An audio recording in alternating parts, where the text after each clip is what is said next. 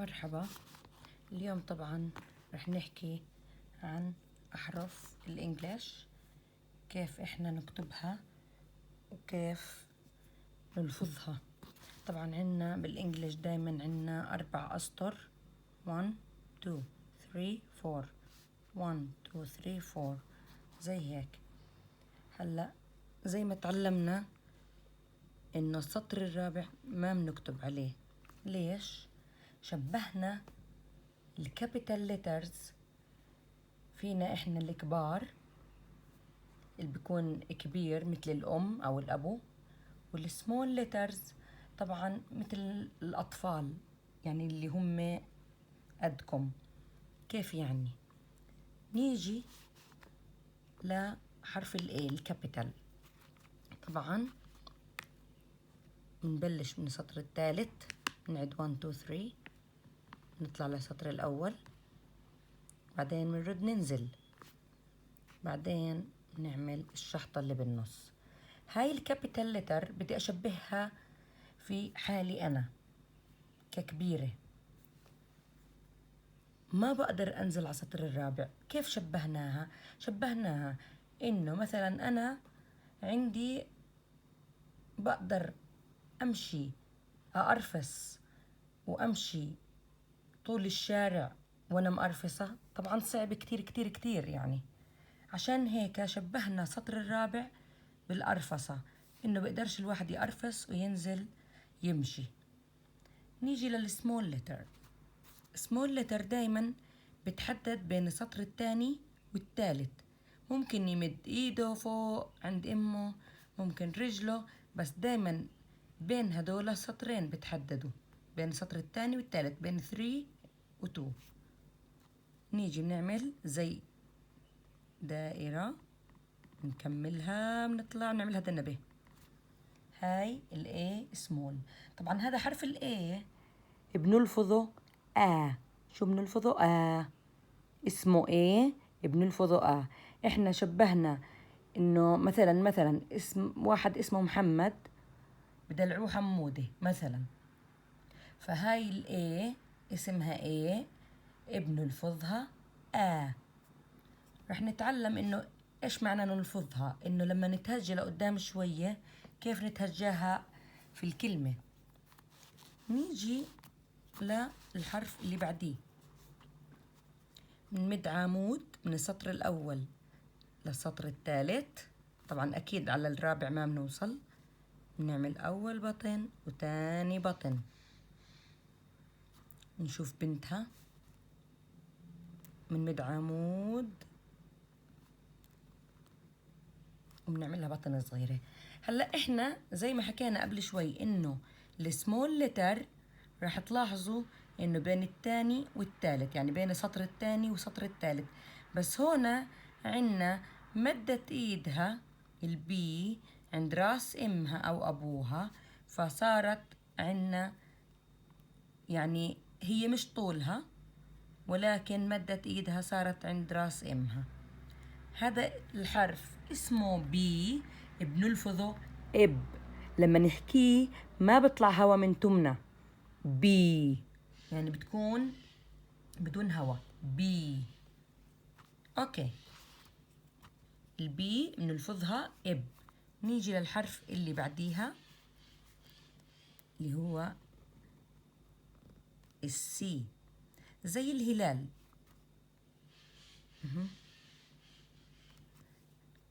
وهي السي سمول. لاحظوا السي سمول وين اجت؟ بين سطرين. طبعا هذا الحرف اسمه سي. شو اسمه؟ سي. هلا له لفظين، مرات بنلفظه اس ومرات اك، مرات بنلفظه اس ومرات اك، بس اسمه سي. هلا لقدام شوي رح نتعرف انه امتى بنلفظه اس وامتى بنلفظه اك.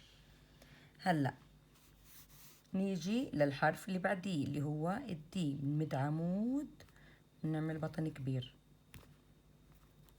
نيجي للسمول لتر، بنمد عمود وبنعمل لها بطن صغيرة. طبعا هذا الحرف اسمه دي، اسمه دي، بنلفظه اد، بنلفظه اد. نيجي بعديها للإي.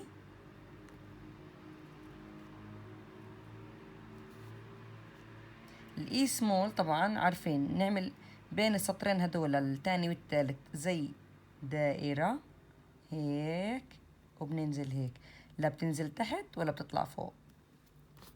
نيجي للحرف، طبعا هذا إي، اسمه إي وبنلفظه إي يعني زي اسمه. نيجي للإف، هي الإف وهي الإف سمول. طب برضه الإف اسمها إف وبنلفظها برضه إف.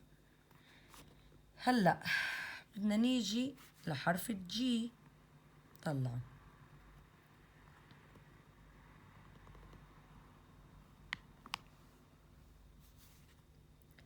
السمول لتر، نعمل دائرة بين السطر الثاني والثالث وبننزل منها، بنضلنا ماسكين القلم لسطر الرابع. طب ما انتوا قلت لكم قبل شوي انه ما بنزل الكابيتال لتر والسمول لتر بنزلوش على السطر الرابع. طب كيف هاي نزلت؟ نزلت لانه في عنا 5 احرف هم الوحيدات اللي بينزلوا على السطر الرابع، هم بنسميهم احرف البيبي. انه مثل البيبي، البيبي هو الوحيد اللي بنقدر احنا انه يعني انه بزحف على الارض، انه بوصل على الارض. احرف البيبي هم الجي والجي والبي، طبعا السمول ليترز هذولا، والكيو والواي. هذولا احرف البيبي، احرف البيبي. هذولا الاحرف السمول ليترز الوحيدات اللي بينزلوا على السطر الرابع، الجي والجي والبي والكيو والواي.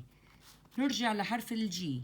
هلا اسمه جي، بنلفظه اج. كيف؟ اشي زي بيضة اج معلقة ب حلقنا بزورنا هيك بنلفظه. نيجي بعديها لحرف الاتش. هذا الحرف اسمه الحرف التعبان. كيف يعني الحرف التعبان؟ يعني شبهنا الاتش كابيتال بالسلم، شبهناها بالسلم اللي بيجي بيطلع عليه زي هيك، بيطلع بتعب، عشان هيك سميناه الحرف التعبان لانه بنلفظه ايه. الواحد لما يكون تعبان بحكي ايه ايه.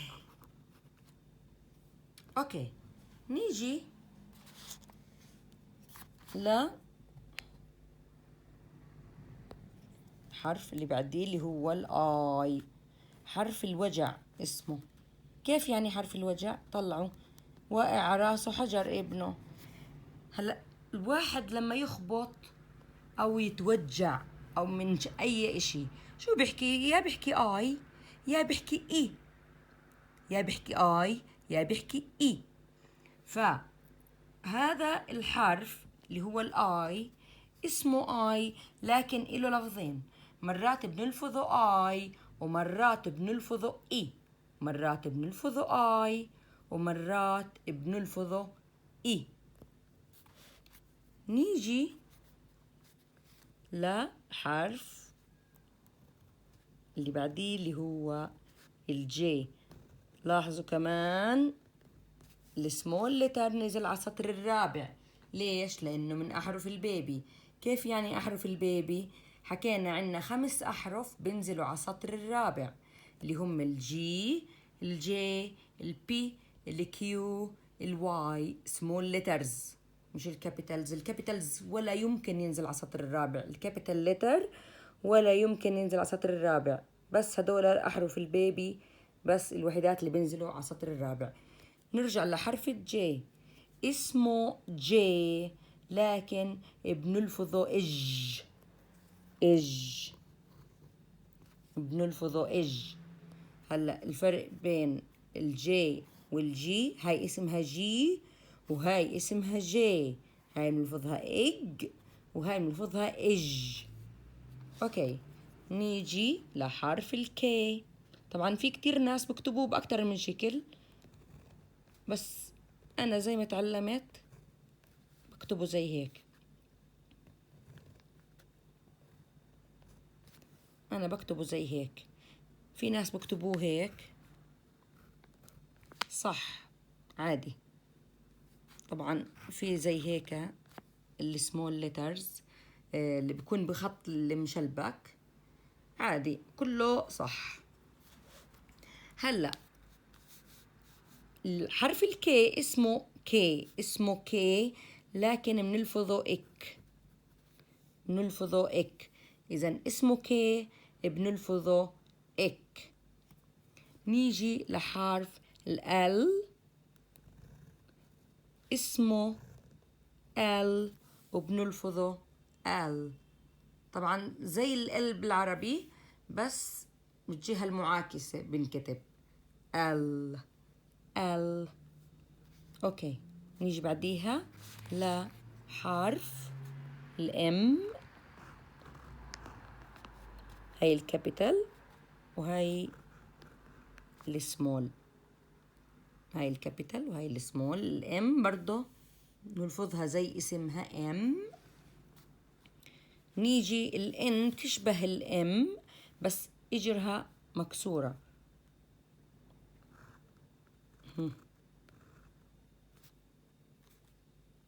بنعمل هيك.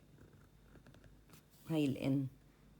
الان في ناس بفكروها هي نفسها الاتش، مختلفة شوية، يعني بتشبهها بس الاتش إلها طبعا مادة ايدها فوق لعند راس امها. الان لا، برضو الان اسمها ان وبنلفظها زي اسمها ان. نيجي لحرف الاو. او برضو اسمها او وبنلفظها برضو او. اسمها او بنلفظها او. لاحظوا انتوا كيف السمول ليترز حكينا بين السطر الثاني والثالث. ها لاحظوا اكترهم بين السطر الثاني والثالث، ما بيطلعوا الا اذا بمدوا ايدهم لفوق لعند جهة راس امهم. نيجي للحرف اللي بعديه عندنا البي. نيجي للبي. هاي الكابيتال وهاي السمول. حكينا هذا السمول لتر من أحرف البيبي، حكيناها قبل شوي اللي بنزل على السطر الرابع. هلا عنا الفرق بين البي والبي. البي والبي بنجيب ورقة، بنجيب ورقة وبنحكي بي بي بي اللي هي هاي، ما بطلع هوا من تمنا. بنشوف الورقة إذا بتتحرك ولا لا. بي بي ما تحركت الورقة. نيجي للبي ونشوف كيف تحرك معانا الورقة. بي بي بي بي. لاحظوا كيف تحركت، معناته بيطلع هوا من تمنا لما نحكي البي، لما نحكي البي. اوكي، نيجي لحرف الكيو. نعمل زي الاو بس مادة رجل، حاطة يعني رجل على رجل. والكيو سمول برضه لانها من احرف البيبي رح نعمل زي دائرة ننزلها ورجلها لورا. في كتير ناس بخربطوا بين الكيو والبي والجي، بيختلفوا عن بعض. الجي مادة رجلها لقدام من أحرف البيبي، هاي البي بشكل مستقيم. الكيو مادة رجلها لورا، انتبهوا. هلا الكيو اسمها كيو لكن بنلفظها اك برضه. هي والكي بنلفظهم اك.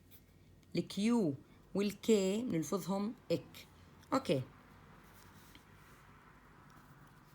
نيجي للحرف اللي بعديه اللي هو ار. بنمد عمود، بنعمل زي هيك زي البي وبنمد الرجل هلا تحت.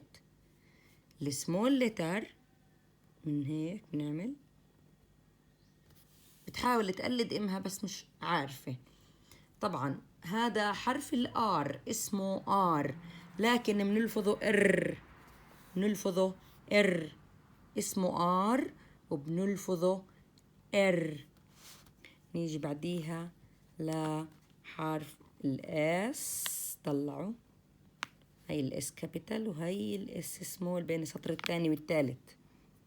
طبعا حرف الاس اسمه اس وبرضه بنلفظه اس. نيجي بعديها لحرف التي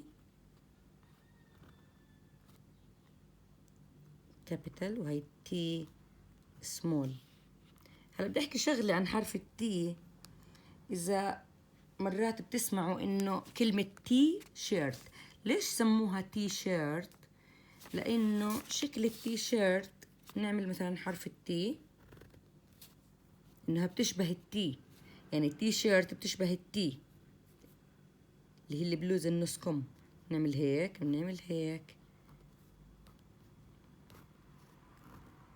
صارت عنا تي شيرت،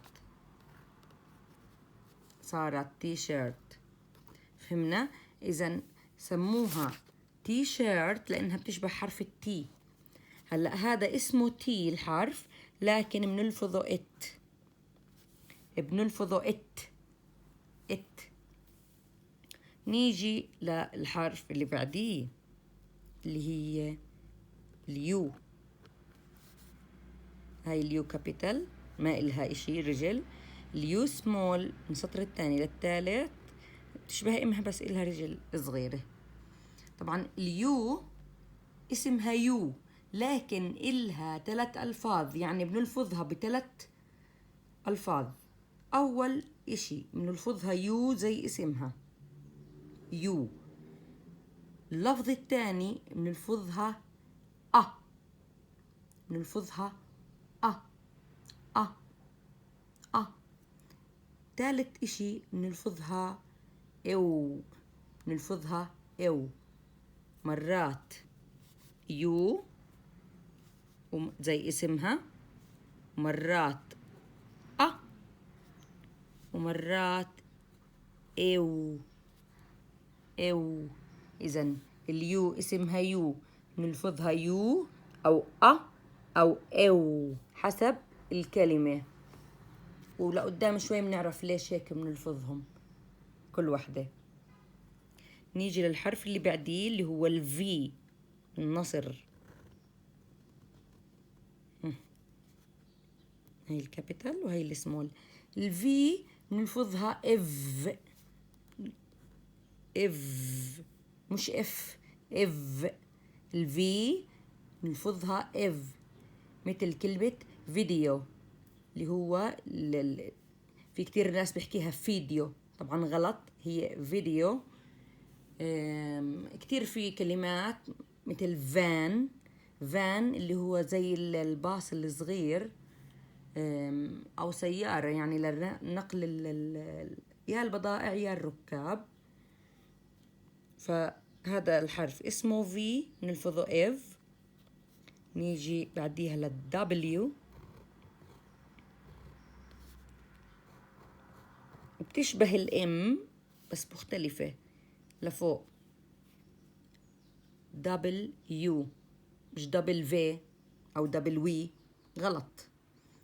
هاي اسمها دبل يو، دبل يو، دبل يو. بنلفظها او، دايما بنلفظها او، بنلفظها او. إذا اسمها دبليو بنلفظها او. نيجي للإكس. طبعا الإكس إلها لفظين، مرات بنلفظها إكس زي اسمها، ومرات إز، مرات إكس ومرات إز، مرات إكس ومرات إز.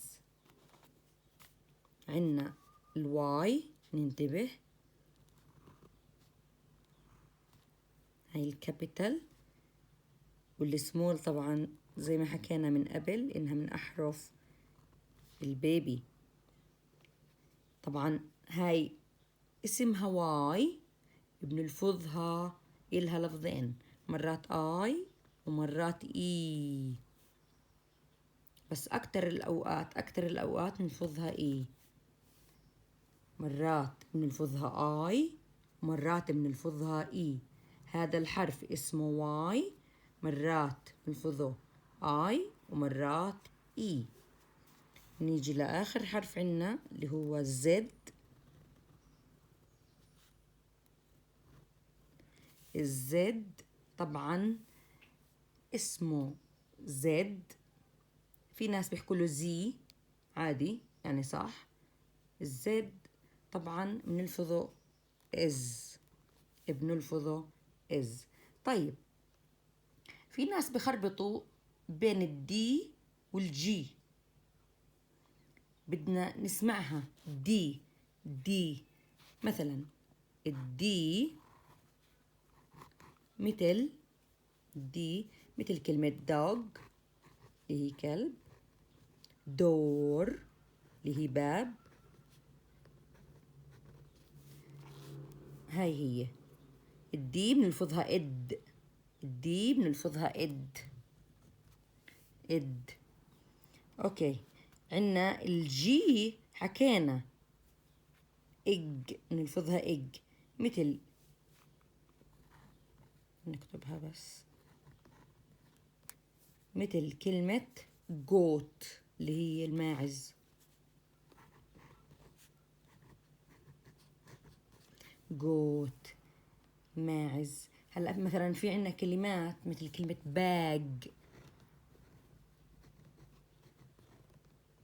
باج اللي هي حقيبة.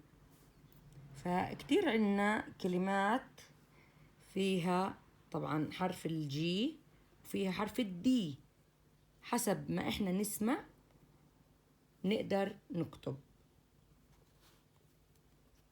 اوكي، هاي هي الأحرف، هذا هو لفظها، وهاي هي طريقة كتابتها، وإن شاء الله إنه يكون الكل استفاد.